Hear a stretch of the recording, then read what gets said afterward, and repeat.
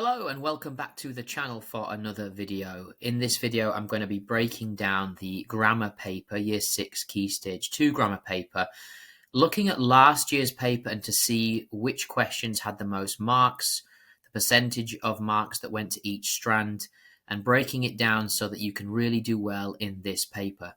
So grammar is assessed with these content domains. So you've got G1, 2, 3 all the way down to 7. And these stand for different things. So G1, grammatical terms and word classes. G2, functions of sentences. Then you've got G3, combining words, phrases, and clauses. Verb forms, punctuation, vocabulary, and standard English. Okay, so you can see here on the screen that in 2024, last year's paper, 24% of questions were grammatical terms and word classes. So this is something that the children is worth revising and worth knowing, because a large amount of the paper was on this, was assessed on this. Then we have punctuation. You can see here a whopping 32% of questions were punctuation questions. So that's the next one that you want to look at. Make sure your child is able to understand the different kinds of punctuation they need to use in Year 6. The next two, vocabulary with 12%, verb forms and tenses 12%, and then you've got the others, which are 8% for combining words, phrases, and clauses, and functions of sentences is 6%, along with standard English. Now, this might not mean too much to you at this point, but what I'm going to do is I'm going to break down last year's paper and show you what these questions look like so that you can see what do these questions actually look like and how do I answer them. So this is just a breakdown of where you can see the number of questions down the side here, and then which strand it was assessing. So question 1 was punctuation, 2 was punctuation, so was 3, and so was 4. You can see the number of questions that the children are asked to add or use punctuation is quite significant. Standard English, there was a few. In the second half of the paper, again, you've got quite a few punctuation questions, but here where we see the majority of grammatical terms and word class questions, you can see there's quite a lot of those. You might also notice that each question on the grammar paper is only worth 1 mark. So each question, all the way up to 50, is just 1 mark question. So let's get straight into it then with this grammatical terms and word classes type of question, which comes in at 26%. And I'm going to run through all the questions that came up under word classes and grammatical terms, okay? So the first one was number 8, and it says tick 1 box in each row to show whether the underlined word is a possessive pronoun or relative pronoun. Now, possessive pronouns are to do with possessing things. So the ball is mine, okay? The pencil is yours. That over there is his. All these words where you're replacing a name with a pronoun, but that has some sort of possession related to it, that's possessive pronouns. Relative pronouns, they're used to add additional information into the sentences. Here are some examples of what relative pronouns could be. Unfortunately, they don't all begin with W. That is also a relative pronoun. So if we look here, we can see the red cycle helmet is mine. That would be possessive, shows that it belongs to somebody. Which is a relative pronoun. It goes before this relative clause where we're adding extra information. And then yours, again, that's saying that it belongs to somebody, is possessive. And that would give you a mark for those answers. Okay, 2 other different types of word class grammatical terms. Questions. We've got number 15. Look at the underlined pronoun in the sentence below and circle the noun that it refers to. So a lot of questions that my children in my class got wrong had to do with pronouns and the different types. Okay, and you can see how much they're coming up in the paper. Early bicycles did not have pedals, so riders had to push themselves along using their feet. Now that word themselves, what noun is it replacing? It's not replacing bicycles. Early bicycles did not have pedals, so riders had to push themselves. So it's replacing the noun riders. So that is what we would circle to get that mark. Question 28 is a word class question. What is the word class of the underlined words in the sentence below? So When we're talking about word classes, we're talking about adjectives. We're talking about nouns. We're talking about verbs. We're talking about adverbs. All the different types of words you can have, okay? Apologies for the spelling there. So, when we're looking at these ones here, what is the word class of the underlying words in the sentence? Although the battery on her phone was low, Amy managed to call her mum when she knew she would be late. So these words are joining parts of sentences together. And when we use these words, okay, to join parts of a sentence, we call them conjunctions. So you have two conjunctions here, but not only that, these are what's called subordinating conjunctions. Subordinating, okay? And that's what you would have to write down to get that mark. You can also have coordinating conjunctions as well. Subordinating conjunctions are used between a main clause and a subordinate clause. Subordinate clauses do not make sense on their own. So that's what we would need to write down there.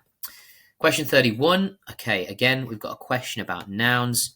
The successful athletes were full of pride when they accepted their medals from the judges. So here, the children are asked to identify 4 nouns in this sentence, 4 names of either people, places, or things. You can also get abstract nouns, don't forget. They're names of things you can't touch, like feelings. So, athletes, we know, is a collective noun, okay? And were full of pride when they accepted their medals from the judges. So we've got 3 that are easy to spot. However, the word pride is the name of a feeling that you can have. So it's an abstract noun. That will be the 4th one, and that will be the one that children would struggle with the most. So just go back and ask your child, do they know their abstract nouns? Tick one box to show the subject of the sentence below. Right, subject. This is talking about, in a sentence, you always have a subject, you have a verb, and you have an object. As I like to say to my children, SVO. Sometimes you can change it around and have OVS, object, verb, subject. That's what's called passive. But here, we're asked to identify the subject of this sentence. Every Saturday, Nadeem takes his dog for a walk in the park. So dog is probably the object here. Then walk is the verb. Nadeem takes, takes is probably the verb. Nadeem takes his dog for a walk. It's not the dog is taking Nadeem for a walk. So here, Nadeem is the subject of the sentence, okay? V for verb would be takes, and dog would probably be subject there, okay? Not an easy question, though. Number 32. Okay, 34. What is the word class of the underlying words in the sentence below? Again, we're thinking about adjectives, nouns, verbs, adverbs, conjunctions. So here we've given a list, multiple choice. We had a drink after our swim in the pool. Right, drink, something you do. Swim, something you do. And pool is something that you do, is it? No, it's not. So, we had a drink. That would be also a verb, but it's not a verb in this sentence. It's used as a noun, okay? After our swim, again a noun, and in the pool, this is the one that gives it away, because a pool is not a verb, it's a noun. So these would be all nouns. Just be aware, you can only tick one. If you tick more than one, you will not get a mark. Okay, so here we've got question 37, another grammatical term and word class question, of which there are 26% on the test. One person turned the hand-operated wheel while the other steered the boat. Which word class is hand-operated in the sentence below? Now, this is an interesting one because here we've got 2 words that have been hyphenated, and they come before a noun. Now, what words often describe nouns? We have adjectives. Here, they've used 2 adjectives hyphenated into 1 word. So, one person turned the hand-operated wheel while the other steered the boat. This would be an adjective, okay? Tricking you as well because it's saying an adjective when you could look at this and think there are 2 words there. So, interesting how they've worded that question. Question 40. What is the word class of the underlying words in the sentence below? After school, Jack takes his little brother to the park. Well, this is another interesting question because some children would look at this and think, oh, that's a possessive pronoun. However, we've also got another one. We've got the, and it comes before a noun again. Now, it's not describing, so it can't be an adjective. It does come before a noun, and we have a word for small words that come before nouns, and they are called determiners. So, small words that come before nouns are called determiners, like a, an, his. You can have quantifying determiners, 2, 3, 4, where you're giving the amount of the noun. Tricky one, that, but they need to know what determiners are. Okay, so in which sentence is dance a verb? Now, this was an interesting question because not only are they asked to work out which word class it is, but they've given 4 options here. So I think this is quite a tricky question, but remember, verbs are doing words. They're things that people do. Okay, there can also be being words, but tend to be doing words. Our class took part in the Irish dance workshop. In this sentence, it's used as a noun, calling the name of the workshop the dance workshop. After he sprained his ankle, he could not dance. Could be this one. The dance involved moving very quickly. Again, it's used as a noun in this sentence. Ballet and hip-hop are my favourite types of dance. And again, it's used as a noun in this one, which means that one there has to be the correct answer. Question number 5, and you'll notice here we've moved to a different type of question. Now we're looking at functions of sentence. Now, be aware that only 4% of questions on the entire grammar paper were about functions of sentences. So it's not one of the more important ones, but it's still good for them to know what these are. Which sentence is a command? Now, this is all about the children knowing the different types of sentences. There are exclamation sentences. There are questions. There are statements, facts. And there are, finally, commands. So they need to know all the different types.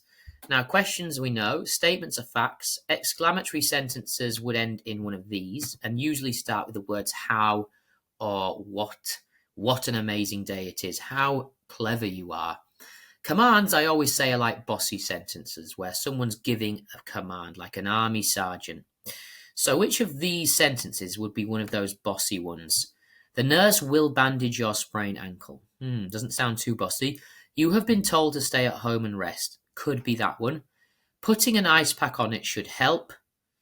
Again, does it sound very commanding? We've got these modal verbs there. Hold the handrail to keep yourself steady. Now that's got an imperative verb, a bossy verb. You have been told to stay at home and rest. That's not necessarily a command. This one definitely has this bossy verb, hold the handrail to keep yourself steady, where it's really telling someone to do something. It's commanding them. So that would be the correct answer there. Okay, question 9 was another functions of sentence question. Tick one sentence that must end with a question mark. So one of these is a question, but which one? If you don't mind, I'd rather stay at home today. Is that asking a question? He asked why his parents wanted to move house. Well, there's a question inside here. If you finish your homework, are you able to stay? She wondered if she would ever find the answer to her question.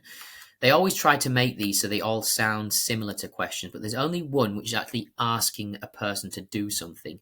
If you finish your homework, are you able to stay? It's actually asking, are you able to do something? Okay, so that one is the correct answer there.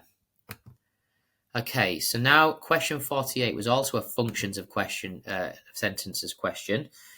Which sentence is the exclamation? Now, I've told you already that exclamations normally start with the words what or how, sometimes ends with the words is or was, okay, and that's not just words. Children have this idea that exclamatory sentences are when you say someone's shouting or excited, but exclamatory sentences have to have certain words. They sound like this: what an amazing day this was.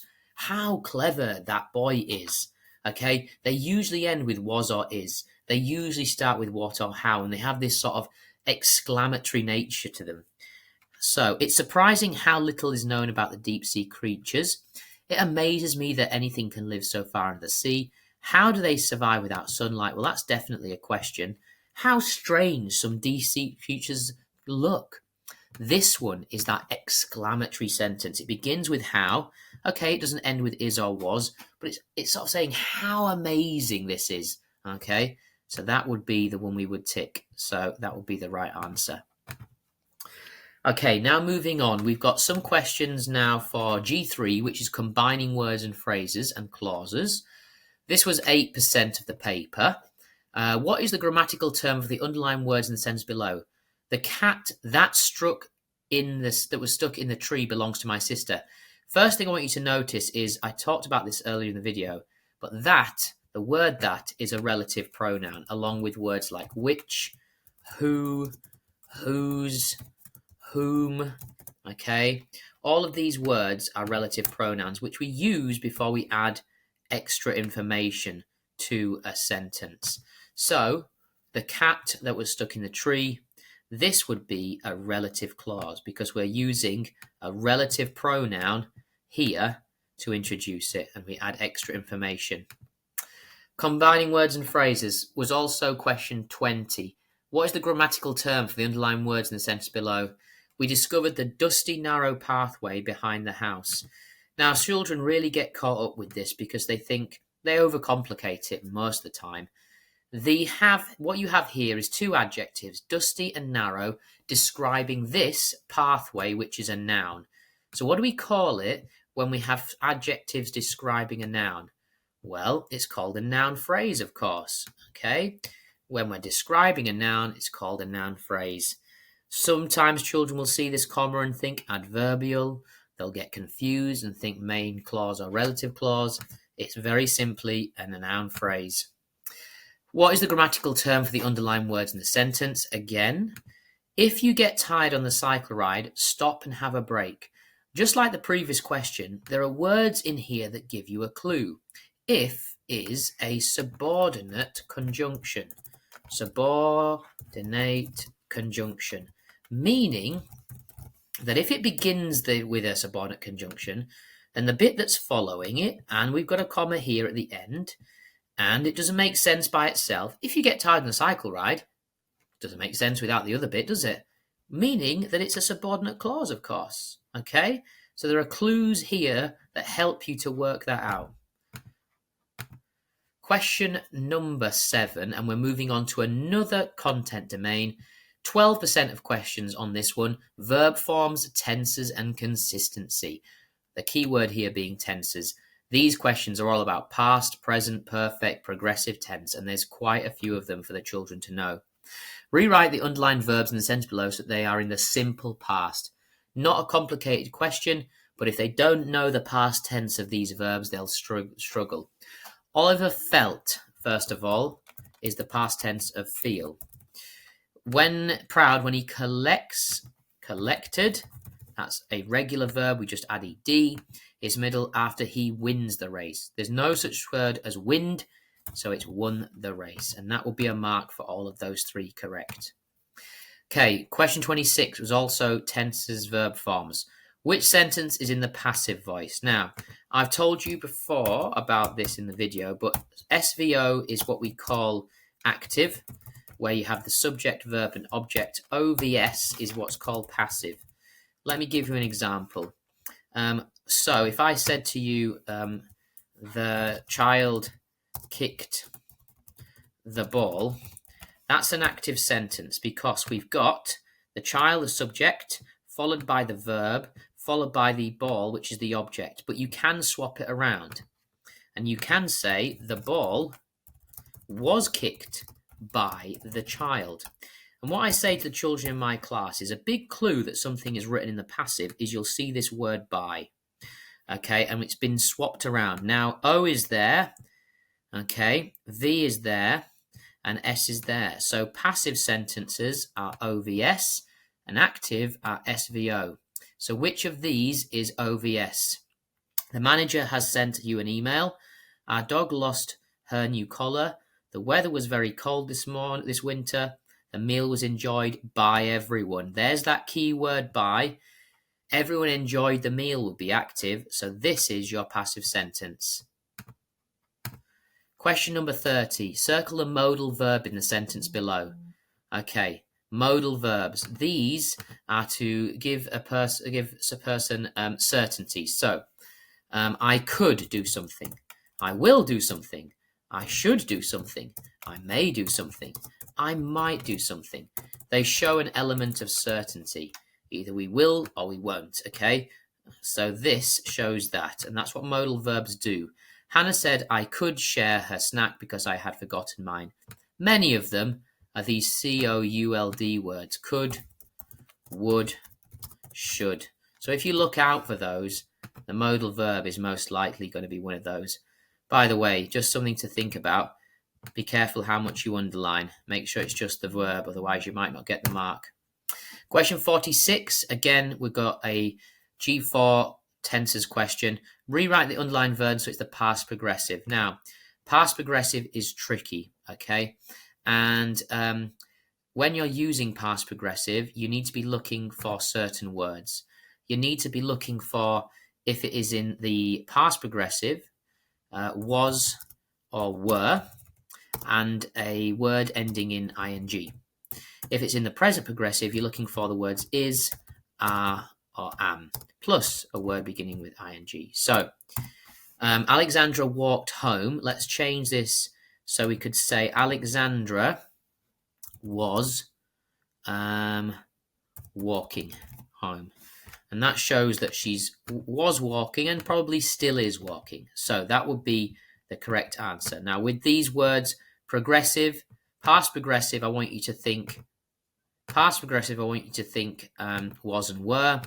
Present progressive, are, is, and am. And that should help you out. Punctuation, right, the big one. 32% of questions on the paper last year were on punctuation. So the children have to know it if they're going to stand a good chance of doing well on this paper.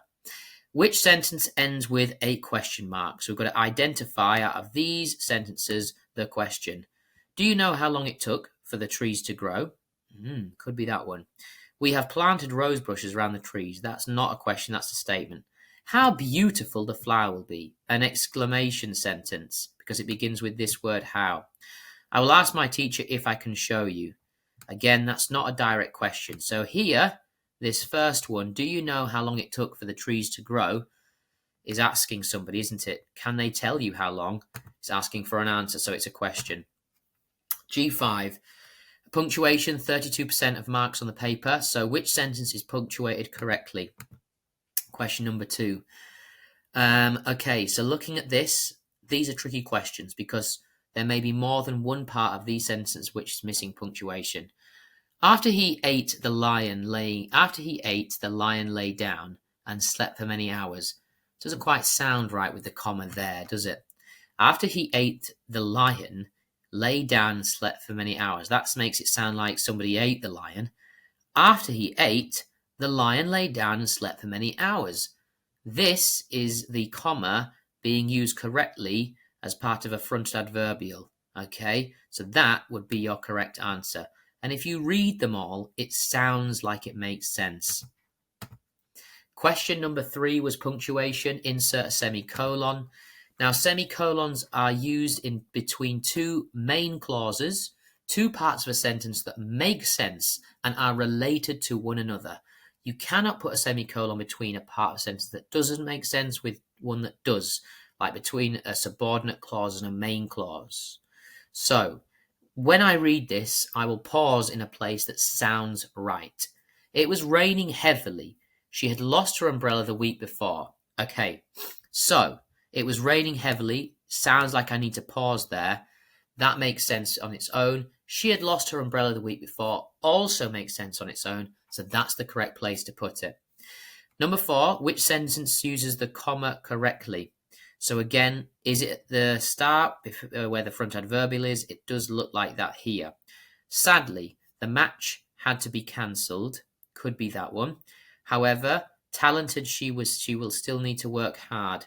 That doesn't work, does it? It should be however talented. Comma should go there. Therefore, the answer is, that definitely doesn't make sense, so it's not that one. Before next weekend, all our packing must be finished. That doesn't work either. Before next weekend, the comma should go there. So it's looking like number 1 would be correct. Sadly, the match had to be cancelled. Okay, punctuation again. Number 6. Which sentence uses an apostrophe correctly?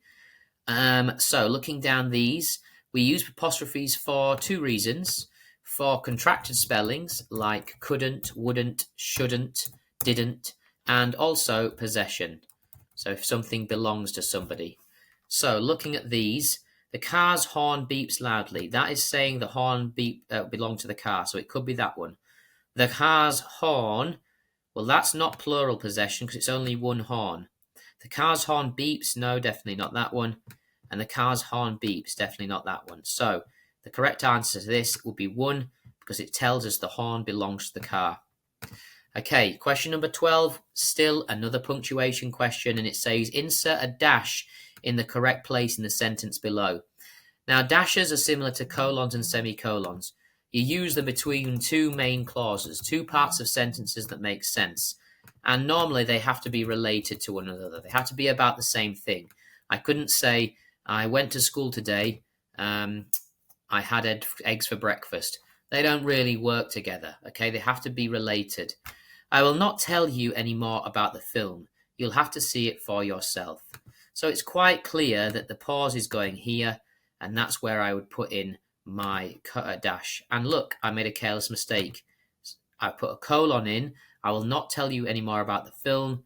Dash actually should be like this. You'll have to see it for yourself. Question number 14. We're getting into some really enjoyable punctuation questions now. Insert a pair of brackets in the correct place in the sentence below. Brackets are used to add extra information like names, dates, places, and when you take out the bit in the brackets, the sentence should still make sense. The players, both former world champions, waited at the side of the court. Now, if I take out this bit, both former world champions, does it still make sense? The players waited at the side of the court. Yes, it does. So that tells me that's the extra information and that should have the brackets around it. I'll just need to make sure I draw the brackets properly. So both former world champions would be your correct answer there. Okay, moving on then. So vocabulary questions, 12% of the paper. Okay, so a small amount, but not a huge amount. Let's have a look at some of these questions that came up on last year's paper. Question 10. Tick the word that is an antonym of happy. Now, what is an antonym would be the first question you want to ask the child. Well, a synonym